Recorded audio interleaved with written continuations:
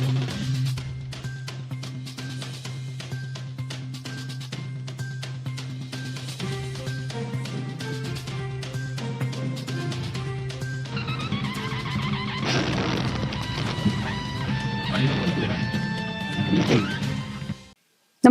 आपण पाहता हिरकणी न्यूज.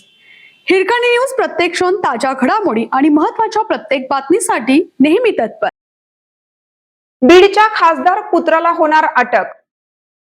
बीडच्या केसमध्ये विलास घुले यांची हत्या करण्यात आली. भांडणे सोडवण्यासाठी गेल्यानंतर ही हत्या झाली. या हत्येत बीडचे खासदार बजरंग सोनवणे आणि त्यांच्या मुलाचे नाव पुढे आल्याने एकच खळबळ उडाली.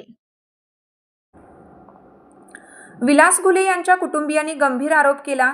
हत्येच्या मुख्य सूत्रधाराला अटक करण्याच्या मागणीसाठी विलास घुले यांचे कुटुंबीय तब्बल 11 तास केस पोलीस स्टेशन बाहेर विलास घुले यांचा मृतदेह घेऊन आंदोलनाला बसले होते. या प्रकरणात मुख्यमंत्री देवेंद्र फडणवीस यांनी घुले यांच्या नातेवाईकांसोबत रात्री उशिरा फोनवरून संवाद साधला आणि त्यांना आरोपींवर कडक शासन होईल असं आश्वासन दिलं.